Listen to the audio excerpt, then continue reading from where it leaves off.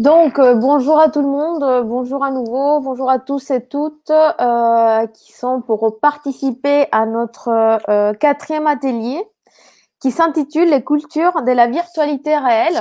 On aura l'occasion de discuter avec trois collègues sur des horizons différents et j'ai l'occasion de présenter pour démarrer notre panel et Yuka Takahashi. Si j'ai bien prononcé Yuka, vous me direz après si je me suis trompée. Yuka, elle est doctorante en sciences de l'information et de la communication à l'HESAM et membre aussi du laboratoire d'HESAM Île-de-France. La présentation de Yuka s'intitule « Réalité virtuelle et les voyages. La culture virtuelle se répandra-t-elle comme une deuxième forme de voyage ?» Yuka, donc je vous laisse comme tel qu'hier, donc activer la caméra, les partages de la présentation si vous en avez. Et puis, tel qu'hier et ce matin, nous allons écouter chacun d'entre vous. Et puis, à la fin, on va procéder à un échange qui, cette fois-ci, sera bilingue. Donc, n'hésite pas pour les participants et les autres membres aussi du panel à poser des questions dans l'onglet qui s'intitule « Questions ». C'est ce qui faciliterait l'échange une fois les participants finiront leur exposé. Donc, Yuka, je vous laisse la parole. Si ça vous va. Oui, bonjour. Vous m'entendez? Bonjour. Oui, super. On voit juste pas encore la présentation, mais le temps que vous l'activez. Oui, parfait. Normalement, oui. Je trouve mon micro et ma caméra. Merci beaucoup, Yuka. Oui. Alors, bonjour à toutes, bonjour à tous.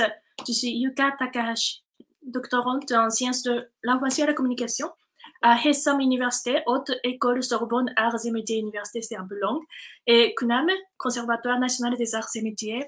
Mon laboratoire est de deuxième Île-de-France. Je fais une recherche sur le tourisme et le numérique. Le sujet de ma thèse est innovation de voyage, transformation numérique des formes du tourisme. Donc aujourd'hui, je vous présente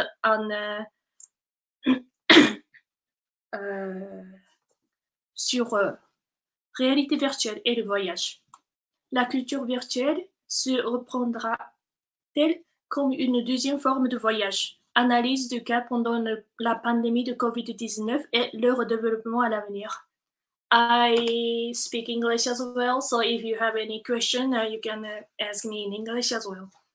Alors, mais la présentation sera en français. Alors, j'ai marché sur la Lune. Je ne suis pas folle, je le dis très sérieusement. Mais je ne suis pas astronaute. Mais pourquoi et comment?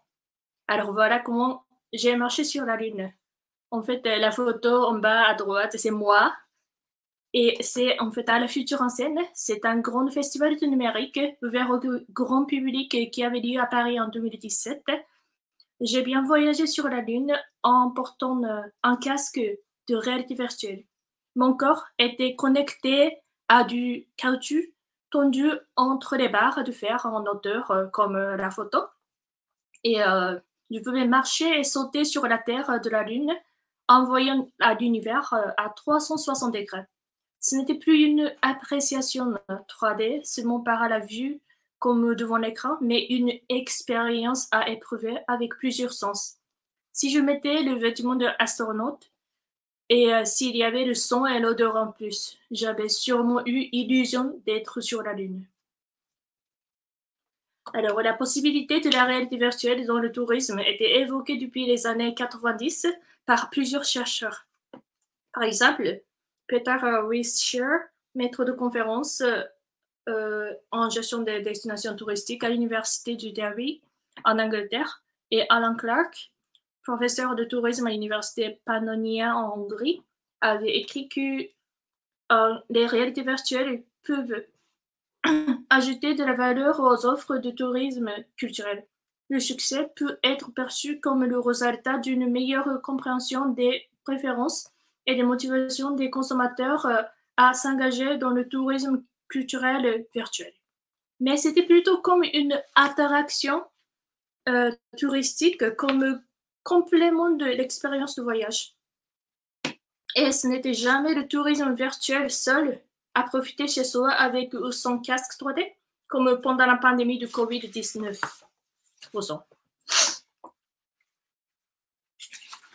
Alors, excusez-moi, en fait, j'ai perdu mon...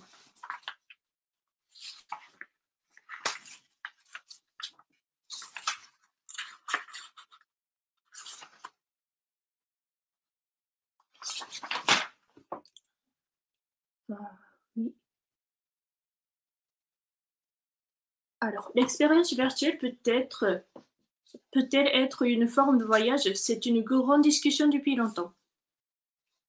Et pour répondre à cette question, nous allons d'abord étudier la définition du mot voyage, ensuite analyser de la littérature scientifique et de cas de voyage virtuels existants, notamment ceux qui étaient organisés pendant la pandémie de Covid-19 en 2020.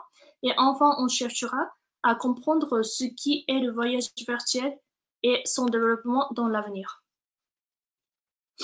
Alors, d'abord, qu'est-ce que signifie le voyage? Selon le dictionnaire Larousse, le voyage, c'est une action de voyager, de se rendre, d'être transporté en un autre lieu, trajet, déplacement, aller et venu. Action de se rendre dans un lieu relativement lointain et étranger. Séjour, périple. Comme le voyage virtuel n'a pas de déplacement physique ni de transport, selon ces trois définitions, il ne peut pas être défini comme un voyage. Mais une quatrième définition dit qu'il s'agit d'une exploration, découverte, description de quelque chose qu'on suit comme un parcours. C'est une expression plutôt littéraire, mais quand même, on trouve que le voyage est une exploration et une découverte. Et dans ce cas-là, le voyage virtuel peut être défini comme une nouvelle forme de voyage potentiellement. Alors, même avant la pandémie de Covid-19, les voyages virtuels existaient. Les musées dans le monde proposaient des visites virtuelles pour le grand public ou pour les scolaires. Google Art and Culture avait commencé son service depuis 2011 et il met les œuvres d'art des musées dans le monde en ligne en haute résolution. En France, les œuvres des 6 musées, y compris le musée d'Orsay, le musée d'Orangerie, le musée de Quai Branly, sont ajoutées à la collection en 2012. Et aujourd'hui, 113 instituts français sont accessibles via Google Art and Culture. Par exemple, une application baptisée Alcove par AARP, Innovation Lives, pour le casque réalité virtuelle Oculus Go, est bien connue par son service de réalité virtuelle contre l'isolation sociale, mais aussi connue avec l'expérience insolite du voyage dans le monde. Mais c'est certainement grâce à la situation extraordinaire de la période de crise sanitaire de Covid-19 et l'envie des amateurs de voyage et de culture qui a permis de faire avancer des projets de tourisme virtuel dans le monde. En même temps, il a été largement accepté par le public de manière tout à fait naturelle. Principalement, deux types de voyages virtuels étaient observés pendant cette période, celui du contenu et celui d'en direct. Le premier, celui de contenu, est de type prêt à consommer. Le contenu médiatique est produit en avance et mis en disposition en ligne. Les lecteurs peuvent en profiter librement à tout moment avec son dispositif, comme le casque virtuel ou les lecteurs par exemple. Le système est comme un jeu vidéo, les usagers peuvent découvrir le lieu en se déplaçant dans le contenu avec leur choix d'action, comme celui du musée de Louvre en bas pour la photo. Et des visites virtuelles proposées par des musées ou une visite immobilière peut être ce type de cas. Une petite balade sur Google Street fait partie de ce groupe au sens large. On peut dire que ce type de dispositif est assez classique car il existait depuis longtemps, mais cette tendance du lieu en ligne est bien accélérée pendant cette période sans doute. L'autre est celui en direct, une visite accompagnée par l'animateur comme une présentation d'un lieu en direct, avec l'effet direct et une certaine interactivité comme la question et la réponse en direct. Les participants peuvent se sentir comme s'ils sont sur place pour se balader avec l'animateur et les autres voyageurs. Par exemple, une visite est organisée au château de Versailles par une agence de voyage japonaise, Beltra, en septembre 2020, pendant la fermeture des lieux culturels en France. Un écrivain et chanteur japonais qui habite à Paris et une guide professionnelle française avaient présenté le lieu avec des explications, y compris les choses qui ne sont pas présentées normalement en public. En même temps, comme ce tour était en direct, il y avait certaines interactivités comme la question par le chat et la réponse directe par les présentateurs pendant la séance. Le lieu public a des visiteurs normalement, mais c'était réalisable cette fois-ci car il n'y avait pas d'autres visiteurs dans le lieu parce que c'était pendant la fermeture et les intervenants étaient tout à fait disponibles sur place. Alors, au niveau plus international, Airbnb avait lancé le voyage virtuel Airbnb Online Experience au printemps 2020. L'expérience type la chasse aux aurores boréales en Islande était très populaire, mais aussi une promenade à Venise en direct ou encore une promenade à travers l'histoire de la peste de Prague avec un médecin de la peste, comme un documentaire jeu de vidéo en direct guidé par un intervenant déguisé comme un médecin de la peste avec le masque comme ça et proposé par les organisateurs.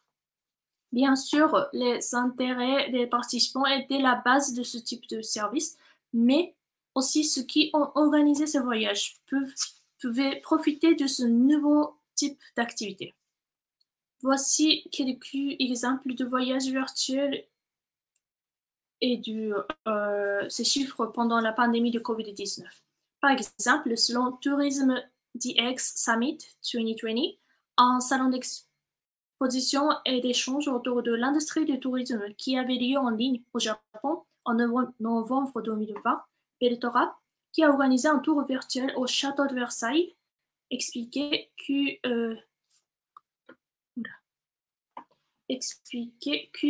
pour le voyage virtuel, il avait 16 000 réservations en 11 mois en 2020.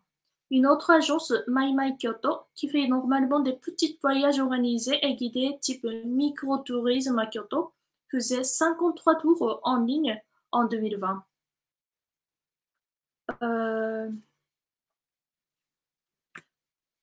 Et a eu à peu près 10 000 réservations. Ils ont bien profité ce temps de fermeture des lieux et ont tourné les contenus en direct dans les lieux réservés ou fermés au public, comme un ancien château de Dernier Samouraï, château Nijojo.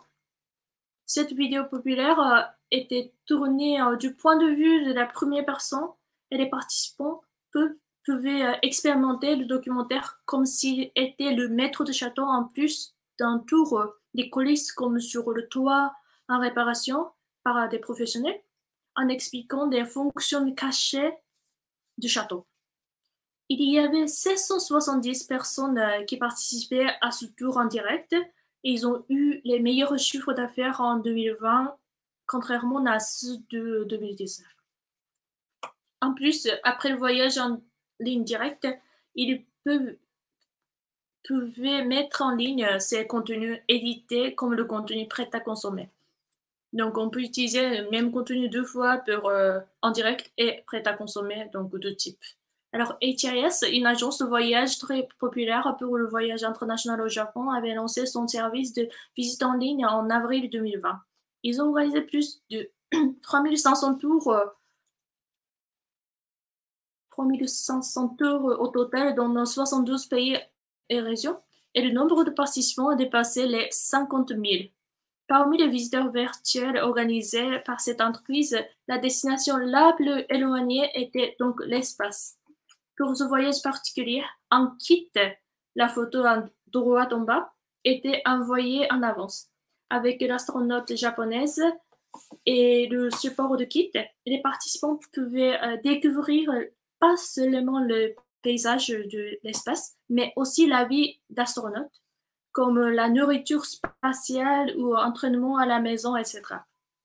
Alors, au niveau d'expérience, le voyage virtuel ne peut jamais arriver comme un remplaçant de voyage réel, mais peut-être il peut être quelque chose de parallèle ou coexistant. Par exemple, le choix de destination de voyage virtuel était complètement différent que ceux du voyage réel. Les destinations généralement populaires comme la plage tropicale ou le pays qui n'est pas loin et accessible ne sont pas appréciés pour la destination virtuelle, et des destinations lointaines et des sites patrimoniaux culturels qui sont généralement difficiles à visiter sont appréciés au contraire. Cela signifie que le but et les attendus d'un voyage réel et d'un voyage virtuel sont très différentes naturellement. Toutefois, ces deux types de voyages virtuels réalisés pendant cette période sont assez efficaces pour des gens qui sont confinés avec les sentiments inquiétés et insatisfaction pour extraire d'une situation d'isolement. Pendant le tourisme DX Summit 2020, les agences japonaises qui faisaient le tour virtuel avaient cité que le voyage en ligne est un outil qui n'a aucune barrière du temps ni de distance ni d'hygiène. Du plus, les fournisseurs peuvent ajouter des valeurs d'en plus avec le point de vue différent en utilisant les drones par exemple, ou avec l'image des travaux ou l'accès aux endroits fermés au public en général. Pour les participants, c'est plutôt l'occasion pour apprendre le lieu en avance pour approfondir son expérience au prochain voyage ou pour découvrir des lieux inconnus dans un premier temps, et cette expérience les ramène à explorer ce lieu dans la réalité dans un second temps. Cette rencontre l'intérêt peuvent attirer les voyageurs potentiels et les inciter à voyager plus fortement dans le lieu, et des voyageurs peuvent profiter plus profondément avec l'expérience virtuelle. Alors, la plus grande force de voyage virtuel est qu'il transcende le temps et la distance. Autre le voyage en ligne en direct, c'est-à-dire le type prêt à consommer, on peut voyager jusqu'à l'autre côté de la Terre dans l'espace avec un clic, et même dans le passé ou des endroits qui n'existent plus aujourd'hui. C'est une possibilité très enchanteuse pour les lieux culturels et les patrimoines archéologiques, pour attirer l'attention en donnant l'occasion d'apprendre pour les futurs visiteurs ou les donateurs potentiels. Alors l'autre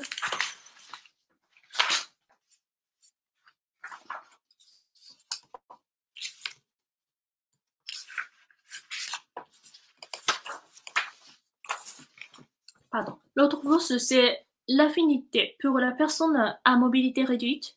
Par exemple, un laboratoire de recherche, Research Center for Advanced Science and Technology à l'Université de Tokyo au Japon, donne aux seniors la possibilité de voyager en réalité virtuelle et de créer des vidéos de voyage pour cette plateforme. Les seniors qui ne peuvent plus voyager pour une raison de santé ou ailleurs peuvent profiter du paysage du monde à 360 degrés avec un casque 3D qui intègre des acteurs. Aussi, ceux qui peuvent se déplacer font des contenus avec la Camila 360 degrés portable. Ce travail peut donner de la motivation et une raison de vie pour les seniors qui n'ont pas beaucoup d'activités dans la vie quotidienne. À l'avenir, on peut espérer créer de l'emploi pour les personnes âgées. Alors, revenons au voyage spatial dont on a parlé au début. C'est expérience dite immersive qui peut vous donner la réalité virtuelle très réelle. En même temps, c'est ce qui nécessite un équipement à grande échelle. comme un caoutchouc tendu entre les barres du fer en hauteur, ou pour cette raison, l'endroit où vous pouvez profiter de cette expérience est assez limité pour l'instant. Pour cette raison, cette technique n'était pas utilisée pour le voyage virtuel organisé pendant la période de pandémie en 2020. Cependant, l'expérience avec réalité virtuelle immersive a un niveau de réalité très élevé que les autres réalités virtuelles. Si cela devient disponible pour voyager au niveau individuel et chez soi, le voyage virtuel peut devenir comme presque équivalent du voyage réel. Aujourd'hui, un équipement auxiliaire réalité virtuelle qui reproduit le sens de toucher en fusionnant avec le robotique est également en vente. Et si jamais un petit dispositif qui peut envoyer des signaux directement au cerveau sera inventé avec la taille d'un téléphone portable, il nous permettra d'avoir une expérience très réelle à grande échelle à tout moment, et il sera possible de voyager depuis la maison à l'autre bout du monde comme une véritable expérience viendra dans la réalité. Si la culture virtuelle attire plus d'attention en tant que nouvelle forme de voyage comme aujourd'hui, et s'il se développe de manière importante dans l'avenir, il peut être non pas comme concurrent, mais comme coexistence du voyage réel. Ou encore, un jour, cette culture virtuelle et ces dispositifs seront-ils traités comme un vrai voyage? Alors, ça sera tout. Merci. Merci beaucoup, Yuka, pour ton intervention très intéressante qui me fait découvrir aussi un petit monde sur lequel je ne suis pas du tout consommatrice, mais ça me paraît intéressant. Je te poserai des questions, comme on avait dit à la fin. Je laisse maintenant la parole à mon collègue Mehdi Ghassemi qui va présenter les prochains intervenants. Merci, Camila. Merci, Yuka, pour cette présentation.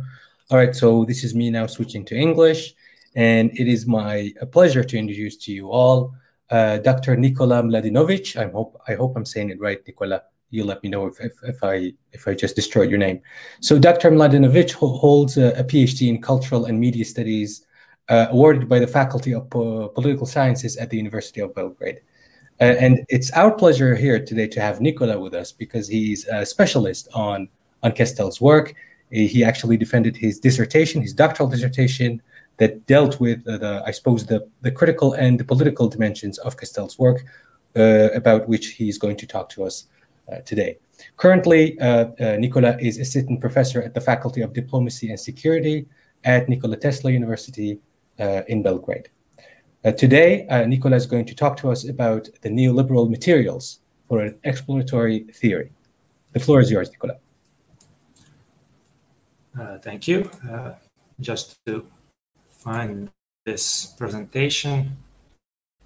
Hope it works. Yeah, perfect. Yeah, okay. So yeah, of course, my PhD thesis was about Castells.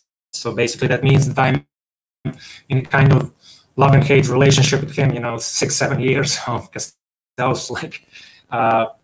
So basically, maybe I will criticize him more today than praise him, even though I think, of course, that it is one of the greatest theories today, basically. But of course, in this 20 minutes, I will try to find something that I think was basically lacking in his theory, and of course,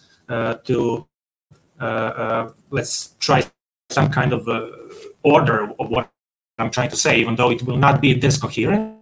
That there was some development of his theory through time. Of course, I labeled it Network Society 1.0 when it comes to the trilogy, Information Age. He changed some aspects of it. That is, he focused more on the human symbolic communication in communication power. But I think in all those books, he maybe did not examine the neoliberal doctrine sufficiently.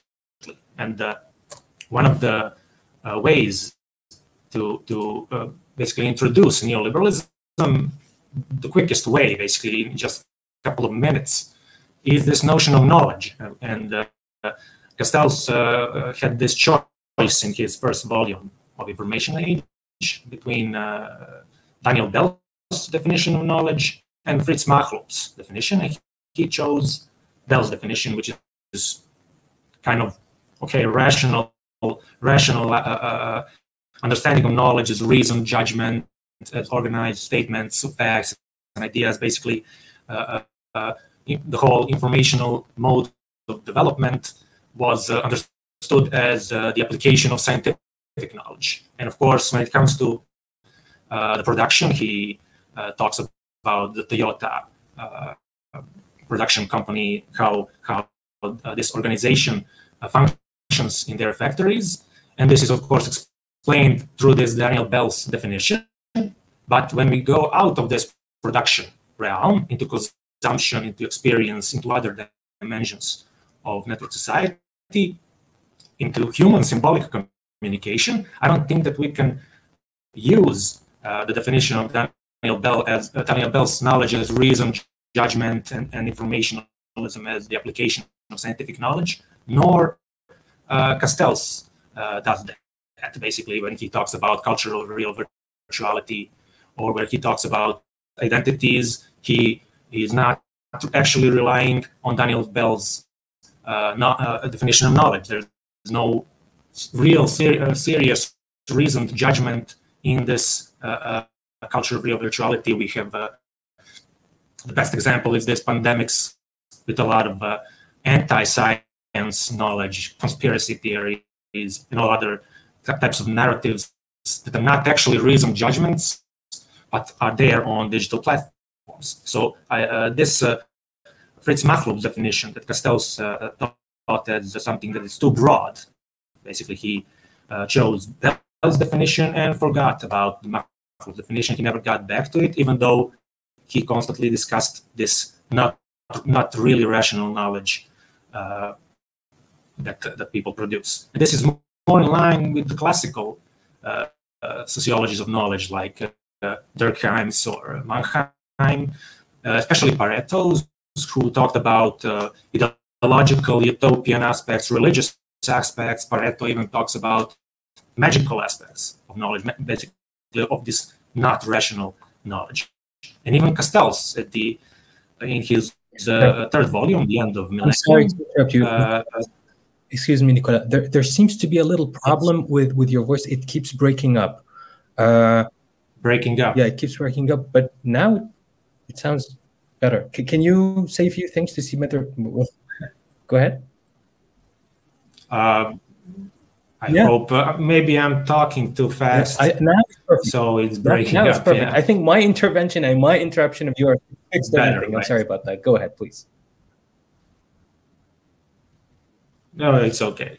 I mean, it would be bad if I'm not heard at all, like constantly, if something is wrong with the connection. Okay, I hope that at least the main point of this slide is understood, because I will try to talk about Machlup's definition of knowledge more in order to understand why is it important maybe for today, how to understand the functioning of the digital platforms. And of course, Fritz Machlup is a member of the neoliberal Austrian school. There are other members, but of course, I will just talk about Machlup and Hayek a bit due to this short time that I have. And the point is, of course, that Machlup and other neoliberals are very suspicious of this so-called scientific knowledge. He even says that so-called scientific knowledge in his book about knowledge economy. And people usually rely on different kinds of knowledges that are personal, local, mundane, ephemeral, or like this populist. I think it's actually populist definition of knowledge, everyday knowledge of the common people. Some other neoliberals, like Wilhelm Röpke, who is not Austrian but a German neoliberal, even said it may be more clearly because he attacked the Enlightenment directly and called these encyclopedists, French encyclopedists, rationalists, advocates of scientism, and collectivists, basically implying that if you use scientific knowledge, you will create some kind of command economy, basically socialism, and this will lead to totalitarianism. This is the basic argument of the neoliberals. So Makhlouf is saying something different, that feelings and mental states of ordinary people are important.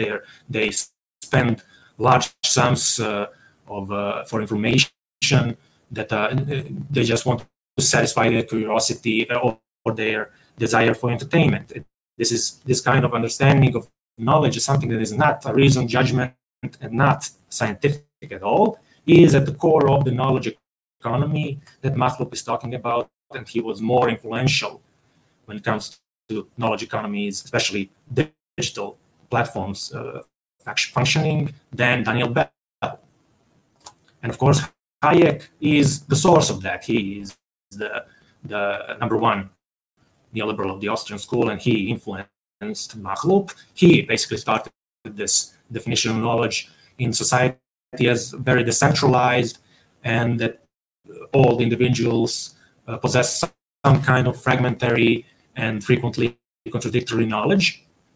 So basically, they don't have any kind of general perspective on the society, because no one has this complete information, all the relevant information to basically be able to command the economy or society for one central headquarters. He introduces the notion of the market as a communication system that will actually articulate these knowledges that are contradictory and personal and decentralized in the whole society. And for example, Michel Foucault, in his Birth of Biopolitics, understood this. He said basically that the market will do this articulation, this information processing. It will be a mechanism for the formation of the truth, for the verification and falsification, or like Hayek said in his Nobel acceptance speech, that it is a mechanism for digesting dispersed information, or basically for information processing. And at a later stage of his career, he even introduced the notion of cybernetics, that is the feedback mechanisms that he thinks are basically what Adam Smith thought as the invisible hand, and he thought that now markets should not be like in the classical liberalism, the laissez-faire markets, but actually systematically managed or cybernetically ordered. Maybe not completely controlled, because complete control would be some kind of socialism, but definitely some kind of market order should be induced by cybernetic mechanisms. And Hayek decided to rely both on system theory of Ludwig von Bertalanffy and the information and communication theory. And of course, now this connection between mundane, ephemeral, not scientific knowledge and articulation of this knowledge by a cybernetic mechanism called the market, or market as a communication system that will digest this information, is at the core of the neoliberal doctrine, especially of the Austrian school. And of course, this is what Hayek, in his last book before his death, called the market, right? And called it a network, right? Traders and merchants who partook in a network wholly outside the perception and understanding of ordinary people, because ordinary people have only these local limited knowledges. They don't have all the information of what is going on generally in society, but only market as a network will basically articulate those knowledges. And Castells is, of course, aware that networks are old forms of social organization, and he says that these old forms are now empowered by information technologies, but he doesn't go further with this, and he's not actually that clear what he wants to research. At some point, he will say that networks adapt to these market structures, even though Hayek thinks that market structures are also networks. And at some other point, he will say that these information networks affect social structures. So it is a question, is he more interested how information networks adapt to environments, or how information networks affect those environments? And of course, he has this is at the core of his theory, this differentiation between social and information networks that he calls the net and the self, right? Self represent these social networks. They are identity-based.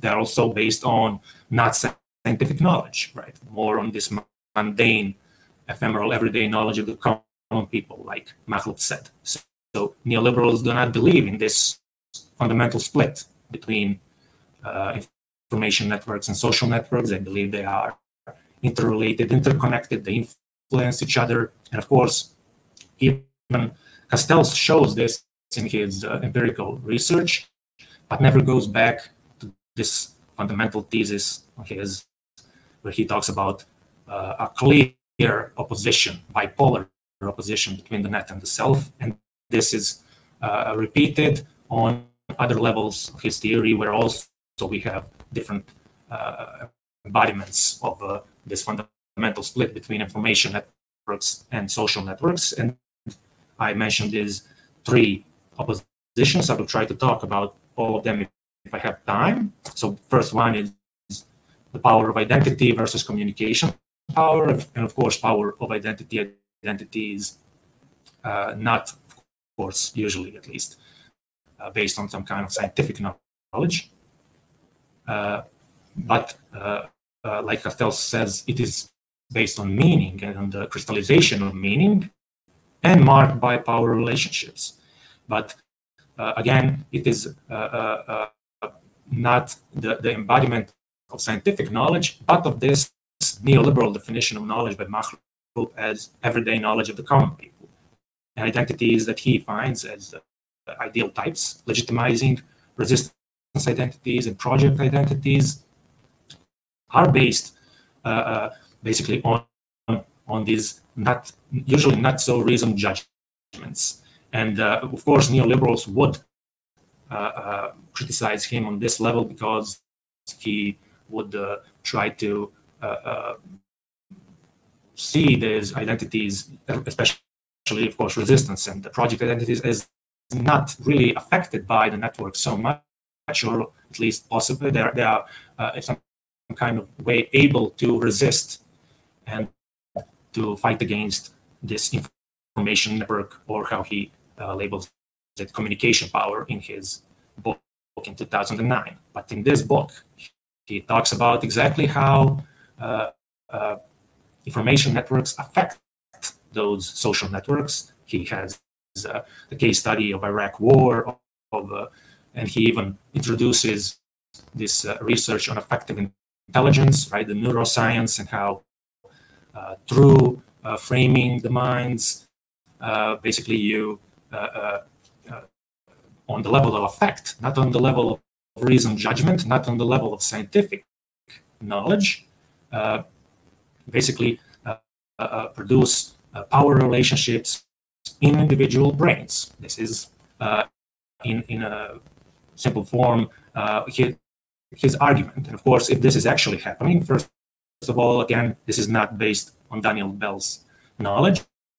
It is based on Hayek's teaching about cybernetically ordering and articulating these personal, intimate, not so rational knowledges.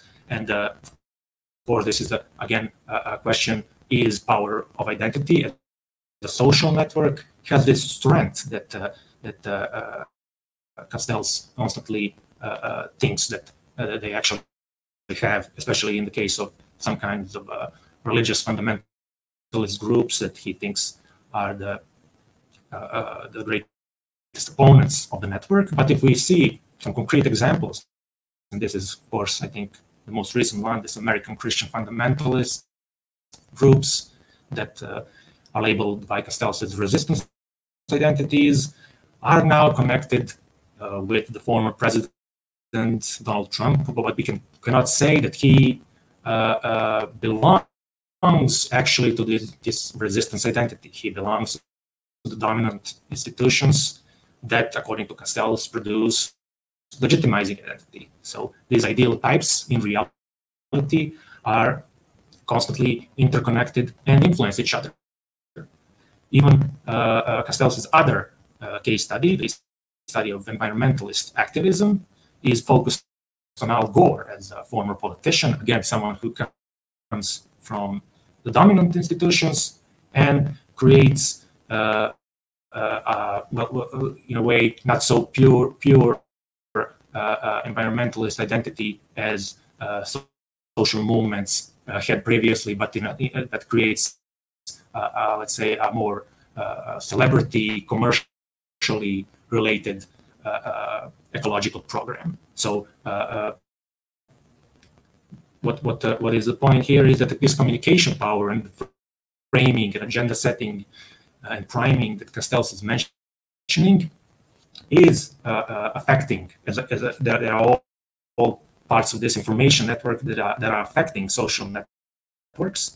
And of course, it means that this fundamental split should be re-examined, because we don't have Castells, at least, doesn't have the notion of market, how the market is positioned in his network society, because the market, according to neoliberals, is both an information network and a social network.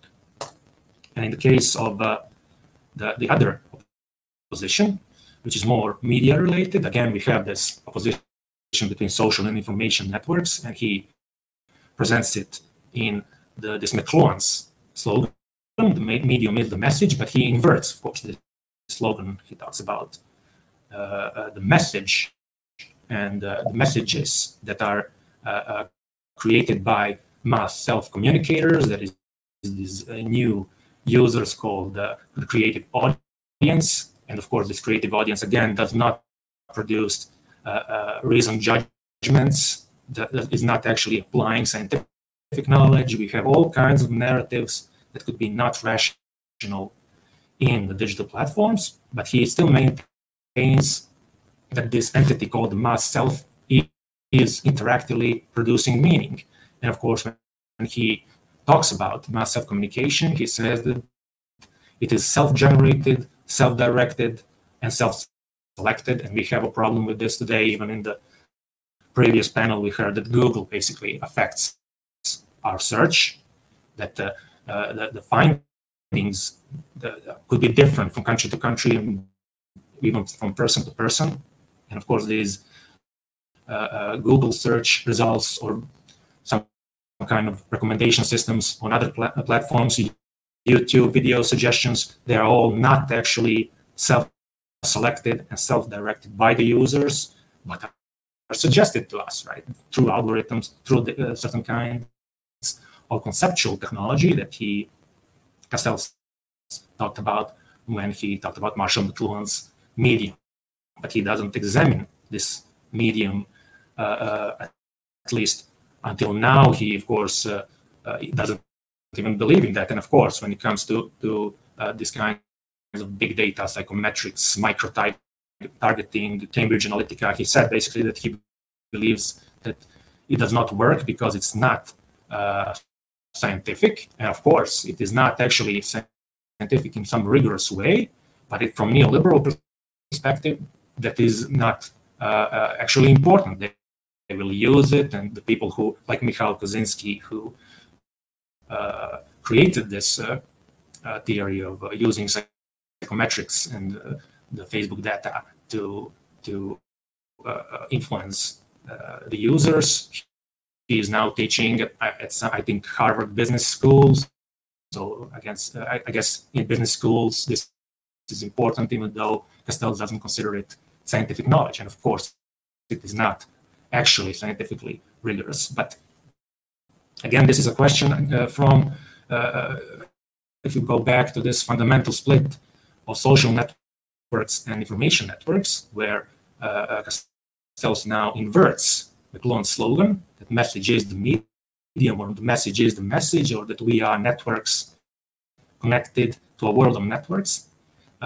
Maybe he should re-examine this and basically go back to the McLuhan slogan and to analysis of the very medium, basically the software, the algorithms, the machine learning that is behind it. And of course, this is all related to the culture of real virtuality. This culture is based if it actually captures reality itself, like he said, he defined it in the Information Age trilogy. Then the culture of a real virtuality is capturing this mundane knowledge. So not rational knowledge, not scientific knowledge, but everyday knowledge of the common people is now mixed in this so-called culture of real virtuality that we all live in. And both scientific knowledge and anti-science narratives are present there. But he chooses at the end of his communication power book to talk about this more normative term called public mind. That's something that has to be defended, that is common self-communication networks and the free creation of freedom lovers, which is basically, again, not based on Daniel Bell's notion of knowledge, but again, more to this more neoliberal definition. And he is aware that the power holders are trying to close this public mind by programming the connection between communication and power. But this exact programming of the connection between communication and power, of course, he means framing, agenda setting, the using of effective intelligence in political persuasion. He showed it on the level of mass media, but not on the level of social media, on the level of digital platforms, where this culture of real virtuality is actually developing. So again, we have this split between social networks and information networks and scientific knowledge and mundane knowledge. So of course, if we go back to how he sees the network structure, these rounds of production, consumption, experience, power, and culture, and of course, technology, maybe only production and some, and not entire production is actually based on the Daniel Bell's definition of knowledge, while our experience and power relationships and culture are more based on this neoliberal notion of knowledge and influenced by neoliberal doctrine through these information networks. And he, of course, said that informationism is all about these technological arrangements through which humans act in realms of production, experience, and power. But these technological arrangements would imply that the fundamental split is, or this opposition is more like made of a lot of interconnections and influences more than real oppositions, except in some specific cases that he discusses, like Chiapas Indians in Mexico, or fundamentalists like Al-Qaeda, etc. So I think that the implementation of the neoliberal doctrine, especially the teaching on Friedrich Hayek, who influenced many scholars, I mentioned some of them. Some of them are got the Nobel Prize in economy. For example, Herbert Simon is a computer scientist who worked on artificial intelligence and got the Nobel Prize in economy. He basically interrelated his artificial intelligence research and economics, and got the Nobel Prize in the late 70s, if I correctly remember. So I think that this part where he basically this deficit in Castells' theory, that he did not rely on classical sociologies of knowledge nor on neoliberal notions of knowledge, and I think the neoliberals are more important and more influential today, created these I think certain kinds of incoherences in his theory, where he, consciously or not, basically chooses to abandon Daniel Bell's definition of knowledge, but he never gets back to this theoretical framework. He just gives us a different conclusion in all those case studies that are not in line with the first definition of knowledge that he chose. So maybe a bit of reconceptualizing on this network structure would be needed in the future, which I basically try to label as some kind of network society 3.0. that would be it. Thank you. Great. Thank you very much, Nikola. Thank you for that extremely rich critical engagement with Castells, which does make us think about different aspects of Castells' work. And there are parallels, as you mentioned yourself, with Fiza's talk in the previous panel. And Yes. I'm sure Fiza could come back at some point in the Q&A, and that would be a really interesting discussion. I myself have a few questions for you. But before we go to the questions, let's have our third speaker, Dr. Julie Momméja. I hope I'm saying your name right, Julie, who is a PhD in American and Media Studies from the Sorbonne Nouvelle in Paris. And she is a scholar in residence at the Long Now Foundation in San Francisco. She was also a visiting researcher at UC Berkeley from 2014 to 2017. Julie's research focuses on pioneers and thinkers with the San Francisco Bay Area counterculture and cyberculture spheres and the emergence of technology as a social tool on a territory rooted in utopian and libertarian ideologies. And you see there are a lot of parallels, obviously, with Castells' work. So without further delay, Julie, the floor is yours. And there you go. Well, good morning, everybody, and thanks to Camila and Mehdi for having me on this panel. Thanks to the ESTC as well. The paper I am going to present aims to offer both a historical and contemporary approach to Castells network society. Basing my research on Northern American examples, I propose to study the evolution of Castells' information age into what media sociologist Divina Fromeggs calls the Cyberist era. This shift will be analyzed through the lens of historical virtual communities which emerged in California in the 70s and 80s.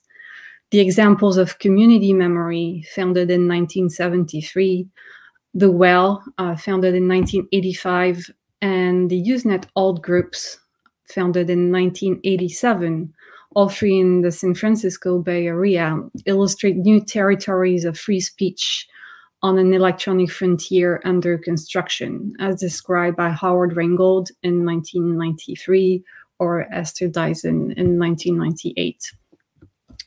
While these platforms ensured that the rights to freedom of expression and dissent, two core values of American democracy, were implemented with no censorship in cyberspace, the large-scale dissemination of alternative facts on constantly expanding networks now poses a threat to offline liberal democracies. From virtual communities in the information age, as described by Reingold and Castells, to social networks in the Cyberist era, as described by Fromeggs, it appears essential to go back to the network society's primary libertarian and countercultural ideals as a way to better understand the challenges of Web 2.0. Reflecting on interviews I led with cyberspace pioneers in the San Francisco Bay Area, such as Lee Felsenstein and John Gilmore, and on on-site archival research in San Francisco and Silicon Valley, this paper reflects on the evolution of the network society, the social and technological revolutions it facilitated, and the different alternatives it now offers. While such a, quote, horizontal network, quote, managed to achieve Marshall McLuhan's vision of, quote, a global village, unquote, how did it contribute to what Castells calls a crisis of liberal democracy? And can it now help resolve it? This paper proposes to shed some light on a cyberist era during which networks disrupt the offline world by spreading both information and disinformation, creating connection and rupture. So the first part of this presentation will focus on the three early virtual communities I mentioned, all located in the information age, so community memory, the Well, and the Usenet alternative groups. And then the Cyberist era shift will be described, leading to the analysis of controversies such as fake news or alternative facts and contemporary democracies. In 1996, Manuel Castells referred to virtual communities as such. Beyond casual social interaction and instrumental uses of CMC, observers have detected the phenomenon of the formation of virtual communities. By this, in line with Reingold's argument, is generally understood a self-defined electronic network of interactive communication organized around a shared interest or purpose, although sometimes communication becomes the goal in itself. Tens of thousands of such communities existed throughout the world in the mid-90s, most of them based in the US, but increasingly reaching out on a global scale. Indeed, with CMC, or computer-mediated communication, novel ways of socializing within the information age got formed.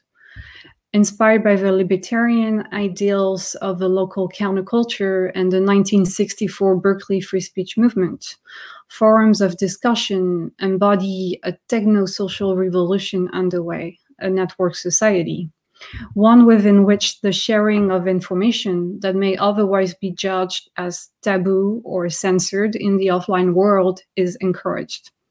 Community memory, the Well, and the Usenet alt groups represent the development of virtual communities where online speech and the sharing of information liberate themselves from mainstream society, forming new social and cultural bonds and networks online. So if it is truly the internet of the 1990s that succeeded in forming what Manuel Castells calls a network society, these three grassroots Californian examples throughout the 70s and 80s encapsulated the essence of this new society gradually forming on various online networks. One of the first public examples of such a communication tool started in Berkeley in 1973 with the implementation of community memory. Installed in a record store not far from the university campus, community memory emerged as the first public semi-virtual community. It was created by 5 young people, including engineers Ephraim Lipkin and Lee Felsenstein. The latter, who I interviewed, describes the project as the first opening of the doors to cyberspace to a non-expert audience that was surprised to discover a new, quote, hospitable territory, unquote. Thanks to a teletype terminal that was linked to a modem connected to a telephone line through Oakland and San Francisco, users could type and exchange messages that they could retrieve on a screen. This electronic bulletin board allowed local residents to communicate and form bonds in a novel way, not entirely virtual as messages remained locally situated, but in a manner that allowed users to type and transmit data to an intangible community formed by users and electronic components, a network of people linked together through a computer for one of the first times ever. Still a confidential technological revolution then, personal computers truly became available to a wider audience in the 1980s. So in 1985, epidemiologist Larry Brilliant contacted Stuart Brand, who was the founder and editor of the Whole Earth catalog, which was very popular in the late 60s and early 70s. The project Brilliant had in mind was to translate virtually the community Brand's publication had managed to create offline, connecting groups of people, initially mostly in rural countercultural communities who were scattered throughout the United States, as described by Turner in his book From Counterculture to Cyberculture. The tools reviewed and promoted in the pages of the catalog helped solidify an offline community of people interested in sharing information that would help them improve their environment.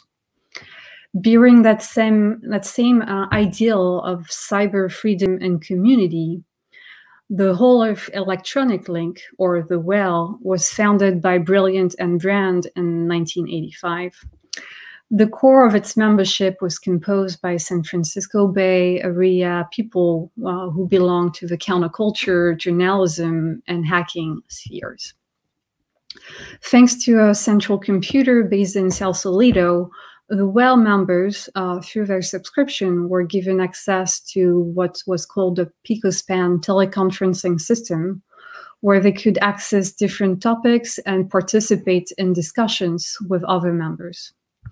One of them, Howard Ringgold, imagined and popularized the term virtual community when referring to the electronic link that had allowed him to connect with hundreds of people.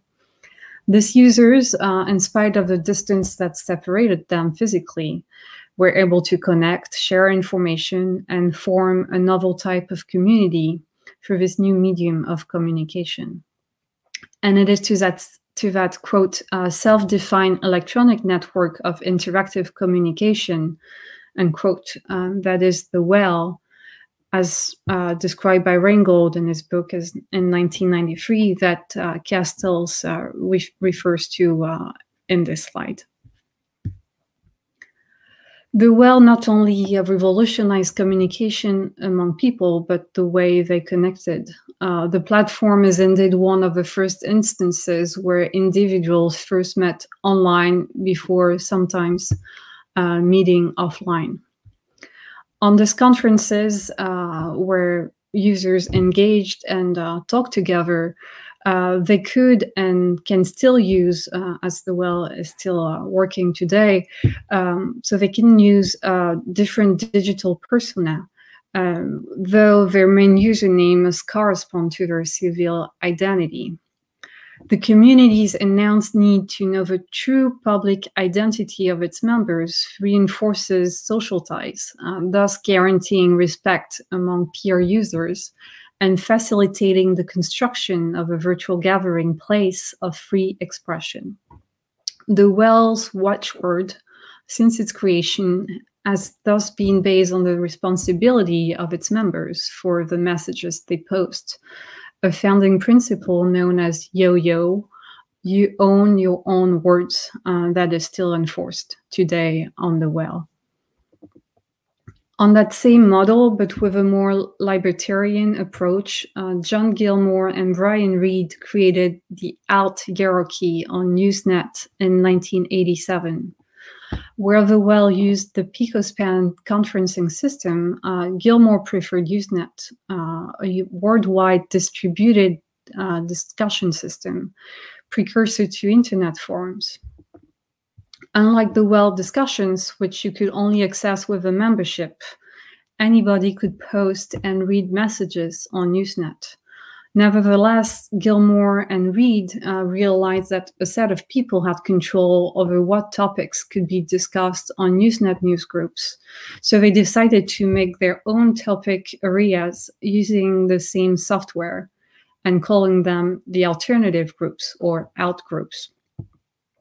With this, they managed to expand online freedom of expression, such as guaranteed by the First Amendment to the US Constitution, to censored or litigious topics that the Usenet original administrators initially refused to include in their system, such as, for instance, drugs, sexuality, and even more surprisingly, gourmet cooking. Alternative groups managed to offer a new way to avoid censorship, both offline and online. If the alternative topics they discuss could also be talked about on the WELL platform, the Usenet alternative news groups offered a total freedom of access and discussion to a much wider audience.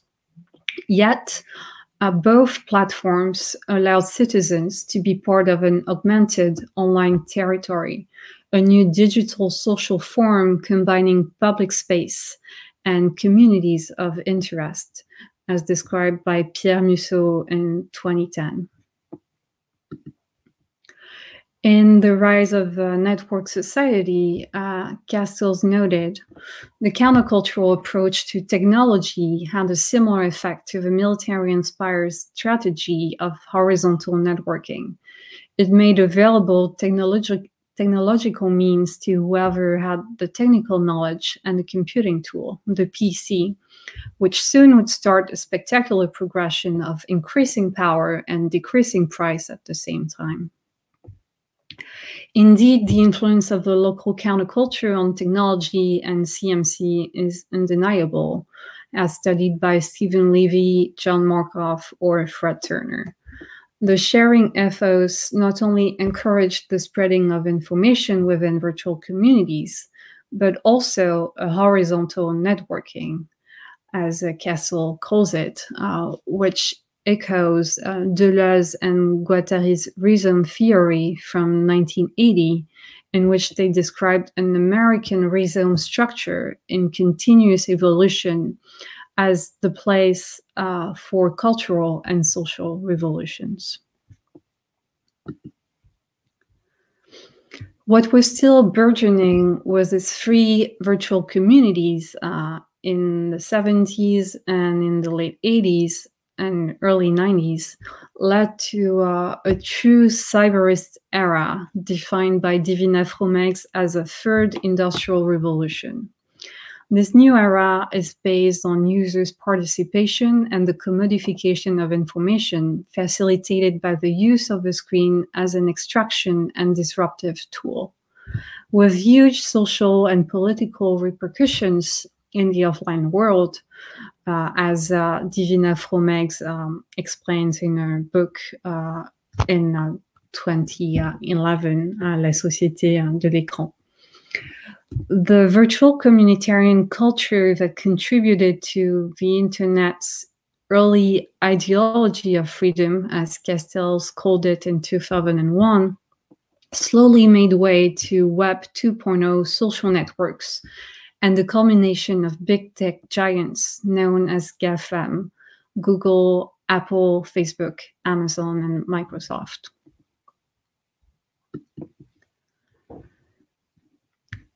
In 2013, Divina Fromex explained l'ère cyberiste commence moins avec le traitement numérique du document au siècle dernier qu'avec la masse critique suffisante pour que les pratiques qu'il génère se stabilisent et affectent la société de manière visible. L'amplification et l'accélération du phénomène sont vertigineuses depuis l'arrivée massive des plateformes de réseau en 2007, YouTube, Facebook, and Twitter. With this cyberist era, two phenomena also appeared. First, we had the democratization of information, which led to social changes and revolutions, such as the Arab Spring in the early 2010s. Whereas secondly, the rapid spreading of disinformation through fake news proved online freedom of expression on a wider scale could have damaging offline consequences on the democratic sphere. These two ends of the same digital media revolution embody the ongoing tensions between a free outlaw territory and a control-regulated one. If for cyberspace libertarian pioneers such as John Gilmore, the internet must remain a genuine democratic tool, an alternative territory ungoverned by any central authority, the risk for the propagation of alternative facts by citizens or even government officials, as was the case with the Trump administration, for instance, is a real danger. Such controversy has certainly existed with every new media revolution. However, the recent disinformation era has proven a discrepancy between the promises of Web 1.0, that of the information age, and the large-scale consequences of Web 2.0 in the cyberist era. Web 2.0 proves ill-informed users become unable to distinguish the truth from inaccurate theories or alternative facts, to use the term popularized on American television by President Trump's advisor, Kellyanne Conway, after his inauguration in January 2017. During a television interview, Conway maintained the crowd present at the inauguration of the new president was larger than that of his predecessor, Barack Obama, despite facts proving the contrary. As the journalist questioned her statement, she retorted, quote, "Alternative facts are not facts, they're falsehoods," unquote. For Divina Fromex, that moment remains a key event in the rise of fake news, and it really embodies what the Cyberist era can turn into. So to conclude, the digital culture Castells described 25 years ago gradually evolved from being a small-scale phenomenon to becoming a novel public space, not only for personal communication or CMC, but for politics, diluting the powers of central authorities and increasing, quote, the rupture of the relationship between those who govern and the governed, unquote, as described by Castells in 2018. While the term alternative facts is reminiscent of alternative groups, the out-groups aimed at the dissemination of information considered alternative because it was censored by mainstream society. Here, alternative takes on a different meaning, implying the existence of different types of truth, depending on who delivers them. Of course, the sharing of false information was possible in early virtual communities, but it is the circulation of lies on a wider scale made possible by Web 2.0 and its social networks that now threatens democracy. From the wells "you own your own words" to fake news, the needs for internet users' accountability and digital media education appears as crucial, as noted by Gass, quote, "Without the necessary digital media literacy skills, people frequently fall victim to dubious claims they encounter," unquote. Meanwhile, maintaining the possibility for alternative online spaces is also primordial to allow the sharing of information out of mainstream media and society within social groups and communities of interest.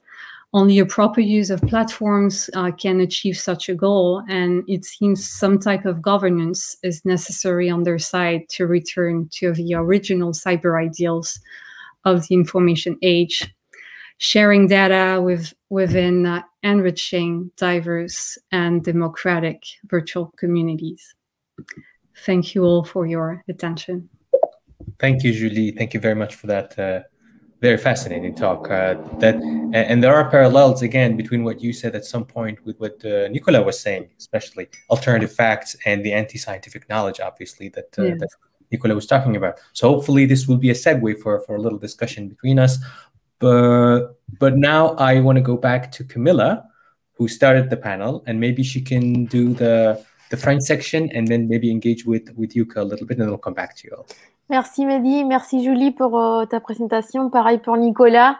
Et j'ai une question pour Yuka. Effectivement, il y a pas mal d'échanges qui sont passés sur l'onglet questions que tu as pu déjà répondre. Yuka, je ne sais pas si tu m'entends et si tu peux activer ta caméra pour savoir si tu es là. Et j'attends 2 secondes, voir si elle est là. Oui, super. Donc, en fait, j'ai une question pour toi. Vraiment, c'est pas les champs de mes connaissances. Tu m'as fait découvrir un monde que j'ai eu, qu'il a eu des échanges entre Julie, qui avait aussi participé à un voyage, une sorte de voyage virtuel. Ce que j'ai mes questions, c'est l'économie de ces plateformes. C'est-à-dire comment elles sont financées, comment elles gagnent de l'argent, ces plateformes, ce type de plateformes pour effectuer ce type de voyages. Et l'autre question que je me pose, c'est qui les types de consommateurs auxquels ces plateformes s'adressent. J'ai bien vu qu'à un moment donné de ton intervention, toi ciblais les gens qui sont en incapacité de se mobiliser pour une raison ou une autre. Mais je pense que ça va au-delà de ça. Et puis voilà, c'est plutôt ces 2 questions. Si j'ai une autre, je te relancerai après. Oui, alors, en fait, quelle que soit la plateforme, peut-être. Oui. Alors, cette fois-ci, pendant la pandémie du Covid, c'était sûrement tout le monde qui était usageur, donc participant de voyage virtuel cette fois-là. Et parce que tout le monde ne pouvait pas déplacer et tout le monde était confiné. Donc, c'était l'occasion de peu ressortir de chez soi pour expérimenter quelque chose dans le monde. Et mais normalement, ça sera, par exemple, la mobilité réduite. C'était vraiment une grande raison pour participer. Mais ce qui était fait par l'Université de Tokyo comme la recherche était pour les personnes âgées particulièrement parce que les personnes âgées, très particulièrement, perdent la motivation pour participer à les activités ou faire les nouvelles choses. Mais si on donne la motivation de vie, motivation de faire avancer quelque chose, par exemple, quelqu'un qui a arrêté de voyager parce qu'il y avait un peu de difficulté, il était un peu fatigué, avait recommencé à voyager avec la caméra 360 degrés parce que, en fait, s'il filme le monde avec son appareil 360 degrés, mais c'est très léger, et il pouvait partager son expérience avec les autres seniors, et ça a créé en fait de bonnes communautés entre eux, et ça peut être comme comment dire, l'occasion de discussion, par exemple communication entre eux, et ça peut créer comme en fait la motivation de vie. Du coup, ça circule entre ce groupe-là, mais c'est expérimenté qui était faite par l'université, le laboratoire de l'université, donc il n'y a pas de financement particulièrement pour ce cas. Par contre, les autres cas, comme une plateforme qui était faite par agence, c'est pour l'occasion de plutôt en fait de promotion, parce que c'est l'aspect promotionnel, et aussi on peut gagner un peu de l'argent pendant le confinement, par exemple. Donc, c'était les deux pour l'activité pour l'avenir, un peu comme publicité, pour attirer l'attention des lecteurs, ou même futurs voyageurs. Mais en même temps, c'est en fait parce qu'il y a une agence qui avait eu un meilleur chiffre d'affaires contrairement à l'année d'avant. Donc, ça peut être le voyage organisé virtuel mais payant. Mais ça ne coûte pas très très cher. Par exemple, l'espace, comme expérimenter l'espace avec astronaute japonaise, ça coûtait plus que 100 € en fait. Avec une petite kit comme en nourriture quoi, mais ça coûte 100 €, mais quand même c'est toujours complet. Ils ont fait à plusieurs séances, c'était complet. Mais les autres voyages, normalement, c'est 10 € à 30 € à peu près. Par exemple, chasse aux aurores boréales, c'était 20-30 €. Ça dépend bien sûr, mais si c'est en direct, les usagers peuvent partager entre eux les sentiments de ce qu'on a expérimenté quoi. Donc ça peut être comme comment on dit, voyage et expérience, mais pas isolement, parce que comme tout à l'heure c'était la discussion à côté de questions et réponses, mais c'était un grand problème ou même pas de problème, mais comment dire, point négatif du chose numérique et du virtuel, parce que l'expérience est très personnelle. Donc, s'il y a des communautés entre, par exemple, seniors, personnes âgées, bien sûr, ou si c'est le contenu prêt à consommer, tout le monde peut attraper après, mais on peut discuter plus tard. Ou si c'est en direct, tout le monde peut expérimenter la même chose en même temps, donc il peut discuter entre les participants. Donc, ça peut être comme voyage collectif, mais si c'était le voyage collectif, ce n'est pas possible de faire 770 personnes ensemble en même temps au petit château. Donc, voilà. Est-ce que j'ai bien répondu à la question? Oui, merci Yuka. Oui, j'avais la curiosité. Donc, ce sont pas forcément, il n'y en avait pas une parmi les exemples que tu nous as donnés, une recherche que toi, tu avais menée. Ce sont des expériences que tu allais voir, si j'ai bien compris.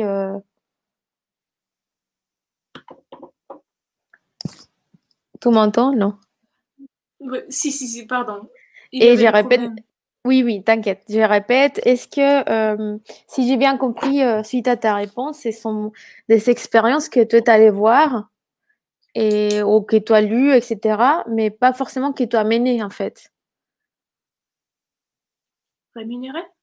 Non, que toi, tu as dirigé. C'est pas forcément des enquêtes que toi, tu as dirigé avec un groupe de gens qui t'ont invité à faire l'expérience des voyages dans lesquels tu as pu contrôler certains facteurs. C'est de où tout sort les expériences dont tu nous parles, en fait. C'est une question, je sais pas. Est-ce que toi, c'est... Basically, what Camila is saying, what you presented, is it based on your personal research, or did you relay research done by other people? Yeah, pardon, je me suis permis de faire cette... C'est parfait, c'est parfait. Ça passe mieux. Ce que je faisais, personnellement, on a expérimenté donc la Lune, mais les autres sont par interview des agences et de suivi des conférences. Et en fait, moi, personnellement, je n'ai pas expérimenté comme senior qui avait tourné à 360 degrés ou quoi. Et donc, en tant que participant, j'ai simplement suivi prêt à consommer. Donc, ça était déjà les contenus en ligne et je peux suivre comme je veux. Donc, ce n'est pas exactement la même expérience que les autres. Donc, mais en fait, les contenus sont identiques. Donc, on peut partager quelque chose si on veut. Mais par exemple, celui de la Lune est très, très personnel. Et c'est seulement moi qui avais vu la scène. Donc, on ne peut pas partager. Et comment on dit?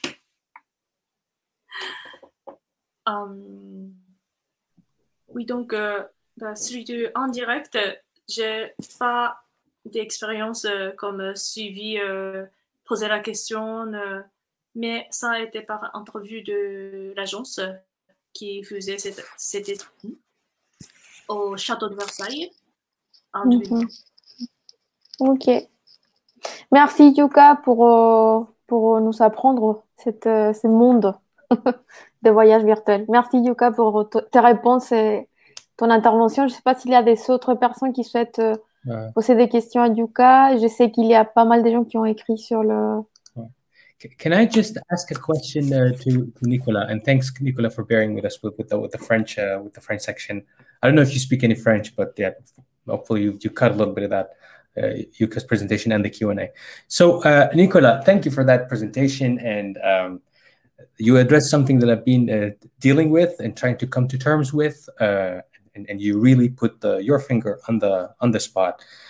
And I suppose you know the work of Christian Fuchs much better than I do, and he's been very critical of one of the dimensions that you mentioned about Castells.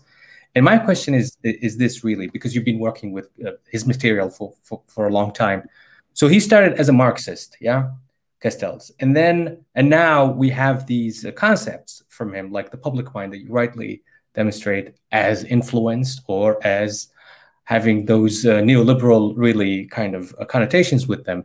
And my naive question is, how can we explain this trajectory really? And what happened really that his theoretical bend, let's say, moved from Marxism and critical theory in that sense, and we found ourselves in this position? Difficult question, I know, but I'm really curious in knowing what you think about it as a specialist on Castells.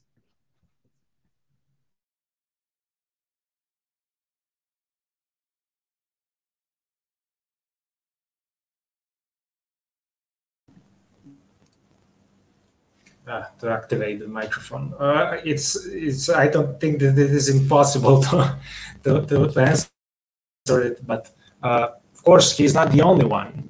Everyone kind of distantiated from Marxism in this post 1989, but of course he is also criticized. It is a paradox always in Castells' theories.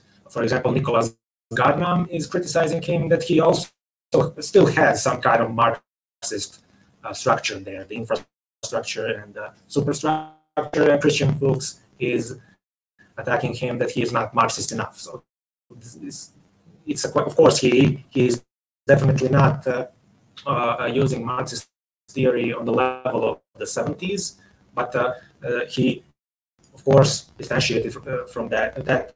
Maybe even then he was writing about Paris Commune in a completely different way than Marx, and basically maybe even then he was critical of that. So when you read those older books, he seems more critical. Then he basically moved to United States and started to work with those researchers who belong to the dominant paradigm. I'm not sure how to explain, except that he's not the only one who done it. Basically, a lot of those who came into contact with the American universities, even in the middle of 20th century, did it. I mean, Adorno tried something with Lattersfeld basically in the 1940s, and then he got back to Germany and forgot that what he was doing. So it's not really an answer to your question, except that of course he is now very empirical. He was always very empirical, and this is sometimes very Marxists don't like that. I think they're not really empirical researchers. They're always taking other people's results and then somehow through some dialectical analysis find a certain critique. Even Marx did it, like critique of bourgeois political economy. So basically, I think that even though that this is not in any way a smart answer, everyone who is actually an empirical researcher cannot really stand by complete Marxist theory anymore. But he, of course, made more decisions that maybe were not needed. This is now a question, of course, about the influences he had. Sometimes he even uses neoliberals like Drucker, but I'm not sure that he understood it.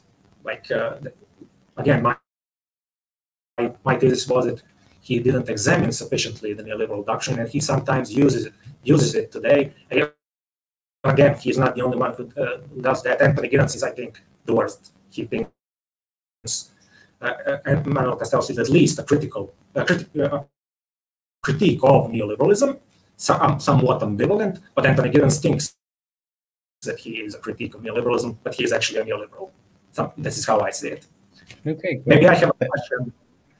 Of course, even though I didn't provide you an answer, right? Because of course, this Julie, right? I hope I'm pronouncing the name right.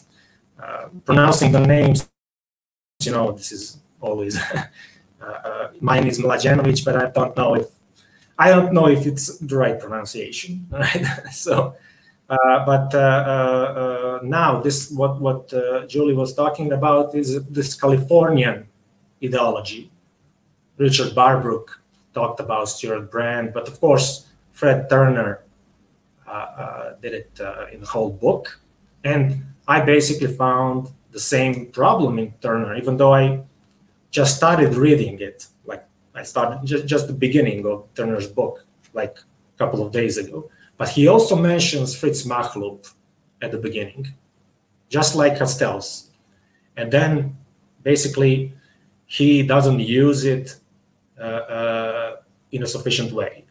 And that way we see some kind of discontinuity. This is how I understood your presentation, that there is some kind of discontinuity between the alternative communities of the 60s, 70s, 80s, and what happened in the post-2008, but I'm not sure that there is a discontinuity, because from this neoliberal perspective, it is pretty much continuous. Even Stuart Brand, what he was doing in the last 10 years, I just found the title of the book, basically what he published like in 10 or 12 years ago. So Whole Earth Discipline, and the subtitle is Why Dense Cities, Nuclear Power, Transgenic Crops, Restored Wildlands, and Geoengineering are necessary. So basically, when we portray Brand and Whole Earth Catalog, we usually say that it is an alternative to military-industrial complex, And now he writes something that is not an alternative to this military-industrial complex. And of course, Fred Turner is aware of that he was not really from cyberculture to counterculture, this basic thesis he had, even though he did not introduce this neoliberal aspects, Fritz Machlup, cybernetics of Ludwig von Bertalanffy and others. But my question is just this idea of discontinuity between information age and cyberist era. I don't see it in that way. I see it as a continuous development, especially in the case of Stuart Brand. Mm-hmm. Well, thank you for that observation, Nikola, because it's something that I try to tackle in my dissertation, PhD dissertation too, and that I try to talk about in conferences as well. Because Stuart Brand is like this hybrid figure, which is always on the edge in between counterculture and cyberculture, though that, as you said, that differentiation doesn't really exist in his case, because even in the 60s or in the 70s, he was not a proper hippie, I would say. First, he had military training. He was also a biology student at Stanford. So he's definitely not the hippie profile you would imagine.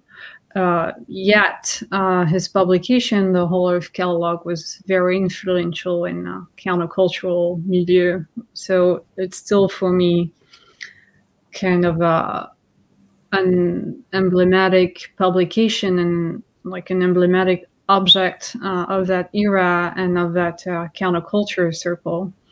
As for The Well, even though, of course, behind it you have money and a more neoliberal approach to technology, the audience and the users on The Well kind of belong to that countercultural sphere still. And with Felsenstein and Gilmore, you have a more leftist profile. Lee Felsenstein had a communist upbringing in his youth, and John Gilmore was also the co-founder of the EFF, the Electronic Frontier Foundation, with John Perry Barlow and Mitch Kapor. Is truly a libertarian / anarchist. So you have that alternative and defense of cyberspace, which is really present with the alternative groups. So even though all those three communities emerge from very different backgrounds, the idea for an alternative space of free speech is still very present in all three of them. So the idea of sharing information and sharing knowledge, which is a term you use a lot in your presentation, is really at the center of all three platforms in different ways and with different people, but it's keeping that very counterculture and freedom of expression, which is an American core value at the center of the three projects. Can I one more? Basically, just this Californian ideology. This is what I'm confused about. Richard Barbrook is saying that Stuart Brand is basically the embodiment of Californian ideology. Do you agree with that? Do you think that something maybe I do, could be changed about it? Because you have this mix again, in between counterculture and between this embracing of engineering and novelty and creations that are always on the frontier of other different aspects of his life. So whether it's the counterculture, and you cited, you quoted as his book, Whole Earth Discipline, which which created quite a lot of, critics at the time of its release because of what he said and how he extracted himself from the whole ecological Californian movement. So you have this kind of figures who just embrace technology in every possible way, whether it's geoengineering or GMOs or space exploration, and they're always at that frontier in between the natural aspect of things and then the most technological creations they can do. So Barbrook's text on the California ideology is really that, and Stuart Brand, just like other people in Silicon Valley, really embody that ethos of technological creations without really exploring all they are exploring the consequences, but their ideologies to just keep going and not looking back somehow. I mean, it would be interesting to ask these questions to Castells tomorrow, because he does live in California half of the year. Right. Yeah. So where is he? He's in Los Angeles, I think. He's in Berkeley, isn't he? Where is he based? He's USC is in Los Angeles, so I guess he lives around there. Yeah. So I mean, we need to ask him that question. I think he would.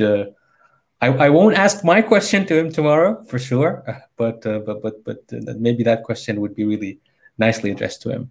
Camila, je ne sais pas si tu as d'autres questions pour nos panélistes. Non, je voudrais remercier l'échange de Nicolas, Julie, Yuka et vous inviter vivement à participer de l'appel à publication. Je pense que c'est intéressant de mettre par écrit et laisser plus de temps que 20 minutes à exposer les idées, à pouvoir les échanger aussi. Donc, en anglais pour que Nicolas aussi le... Oui, vas-y, pardon. So, Nikola, what Camila just said is it would be great to have the longer versions of what you presented today in the publication that we're planning to do, and more announcements will follow on this. And your papers are really rich in that regard, and we will really look forward to reading the longer version if you wish to publish that with us, obviously. Voilà. I thank you very much, all three of you. Merci à tout le monde. A great panel. Thank you very much for sharing. And thank you to Camila. Je te laisse la parole pour finir. Et... Oui, on se voit plus tard. On fait une longue pause déjeuner et on se revoit pour l'atelier 5 à 14h. Ça s'intitule Perspective des réseaux sur la communication. There you go. So see you guys in the next panel, hopefully. Or tomorrow. À plus tard, tout le monde. Bye. Au revoir. À très bientôt. Au revoir. Bye bye.